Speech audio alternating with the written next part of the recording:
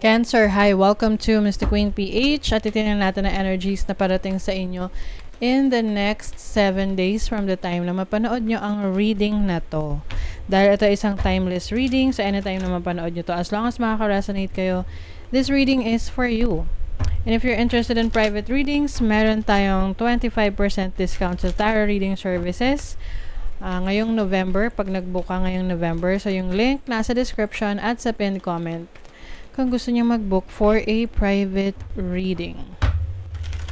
Okay, Cancer, let's see what's coming to you in the next 7 days. Okay, next 7 days for Cancer. Ooh, oh, wow.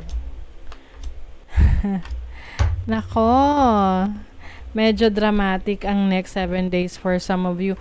Meron ditong energy na para siyang napuno na. Oo.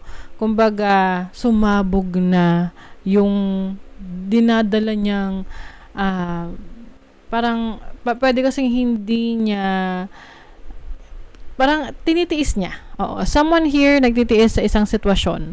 This can be sa relationship or sa sitwasyon niya sa buhay niya. Some of you, pwedeng kayo ay breadwinner, panganay kayo, inaasahan kayo, marami kayong responsibilities, marami kayong obligasyon, or sa workplace, na tipong napansin mo ikaw na lang lahat ang gumagawa. Parang ikaw na lang, parang pasan mo yung daigdig.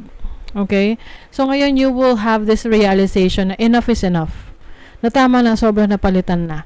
Because you now want to free yourself from this toxic situation, from this situation na parang ikaw na lang lagi yung nagbubuhat sa kanila. Maaring mauuwi ito sa isang, a challenging confrontation with someone, let's say sa trabaho, pwedeng with your boss or with isang katrabaho na nag-take advantage sa kabaitan mo. This can also mean a relationship, no? Na you feel na parang ikaw na lang lagi nag-a-adjust para sa kanya, ikaw na lang laging umiintindi sa kanya, hanggang dumating yung point na na-realize mo na, teka, bakit ganon? Bakit parang ako na lang lagi nag-e-effort? Bakit parang useless yung effort ko? Kahit anong gawin ko, hindi na-value yung effort na binibigay mo. And now, you are awakening. Nagigising ka na sa katotohanan kung ano yung dapat mong gawin. Okay, what is the Three of Swords? See? You have the Eight of Swords. This has been weighing you down. Stressing you out. Ito yung tipong talagang sinasarili mo lang. Naghihintay ka lang ng pagkakataon na magkaroon ka ng lakas ng loob para umalis. What is the Five of Swords? Five of Wands. Oh, diba? Speaking of umalis, this is like moving to a calmer water, no? Kumbaga, mas magandang situation. Grabe. What is the Ten of Wands? Para kasing you're ito yung tipong ang dami mong dala-dala, ang dami mong responsibilities. Tapos kahit anong gawin mo, hindi mo kayang umangat. Kung nakakaangat man, parang ang bigat, ang hirap. Dahil ikaw lang lahat pumapasan. And ngayon, nare-realize mo na yan. Knight of Pentacles. Ang bagal for you. Ang bagal ng success, ang bagal ng kumbaga mag-move forward. Kaya ngayon you are realizing that I need to make this change. May kailangan magbago. What is the Hermit? Marami kang realization ngayon eh. See? The Three of Wands. You are coming out of your shell. You are changing. Parang tinama to. Naglalakas loob ka na tumawid dito sa kabila. Okay? Because you feel like there has to be a change. Kailangan may magbago. ay ngayon nakakita ka ng opportunity na makarating sa kabila. Meron kang mga i-explore about yourself. Kasi maaring itong toxicity o itong mga obligations na alam mong hindi mo naman na talaga responsibilities, yung nagpapabigat. Kaya ngayon, you are exploring, coming out of your shell, at nare-realize mo na hindi lang dito sa situation na yan, hindi lang yan yung meron. There's a lot for you. The Hanged Man. Ito ay matagal mo nang pinag-iisipan. Ito ay matagal mo nang pinagninilay-nilayan.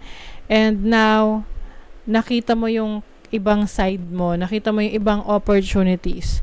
Now, you have the Nine of Pentacles, which is about your financial stability, financial recognition.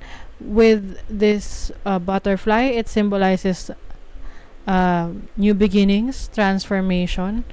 So, meron talagang major change pagdating sa iyong career, sa finances mo. Parang ano to di ba sa mga families, no? Yung iba parang meron dyan breadwinner na lahat nakaasa sa kanya. Tapos, okay lang sana kung tinutulungan siya ng iba. Pero, lahat sa kanya na lang. Tapos, wala pa siyang value doon sa family na yon. So, I feel like some of you will just cut off yung connection sa family na yon to focus on yourself, to focus on your growth. Ayan fork in the road. Grabe. Meron talaga kayong major decision. Nasa crossroads ka ngayon. And I think, meron dito na will try to fool you or parang will try na i-trick ka na wag mo munang gawin yan or dito ka muna. But, itong owl na to, this serves as your guide na magbibigay sa'yo ng wisdom, what's best for you. Okay? So, you will have a major decision in the next 7 days sa pagdating sa path na iti-take mo. Pwedeng you are leaving a situation that you feel no longer serving your highest good. Okay? Let's see what else. Yan. You are stepping into your own power, Cancer. You have the moon in Scorpio in the 8th house. Marami kang nadidiscover sa sarili mo. Mga kakayanan mo. Ayan you are definitely protecting yourself. You have moon in Aries in the 1st house. Naglalakas loob ka na ngayon. Kasi kung dati lagi mo iniisip yung ibang tao na ano nila sasabihin ng nanay ko, ng tatay ko, ng kapatid ko, ng kaibigan ko, kung sino man yan. Ngayon, iniisip mo yung sarili mo. Iniisip mo na ngayon yung pangarap mo. Ano ba yung gusto mo para sa sarili mo? Kasi pwedeng sa matagal na panahon, kinalimutan mo yun para sa kanila. O diba? Ang drama. But, I feel like it's time for you to get into business. Yung iba sa inyo merong business opportunities. Gusto nyong simulan, subukan. You are divinely guided. Grabe. So, some of you are going to start something new in your career, in your business, in your job. Kahit na nagsisimula pa lang siya, makikita mo yung growth, no? Slow and steady wins the race, kumbaga. This can be a business na sisimulan mo or a new job, career path, project. Definitely, you will see the growth, yung pag-unlad niyan. Sa love life and family, let's see. You have memories. Merong may namimiss ka. Namimiss ka ng person na to. You also have honeymoon. Or if you are in a relationship right now, I feel like you are going to spend some time with your loved one, no? With your romantic partner. And I think you will have this, masasabi mo na parang quality time talaga. You've waited for this. Okay? Yung iba, pwedeng, I don't know kung merong babalik rito ha. But, syempre, pag-isipan yung maigi kung tatanggapin nyo ang isang tao na babalik sa buhay ninyo. 'Di ba? Pwede kasing maging marupok ka. Okay. Leaf Cutter Ant, Army of Life. Ask for help, seek support, you are not alone. Yes. Minsan kasi parang gusto mo, pasan mo yung daigdig eh. Pero meron naman palang pwedeng tumulong sa'yo. And number one na pwedeng tumulong talaga sa'yo is yung sarili mo, no? Minsan kasi, inaasa natin sa iba. Or inaasa natin na baka may tumulong sa atin. But sometimes, nadi-disappoint tayo.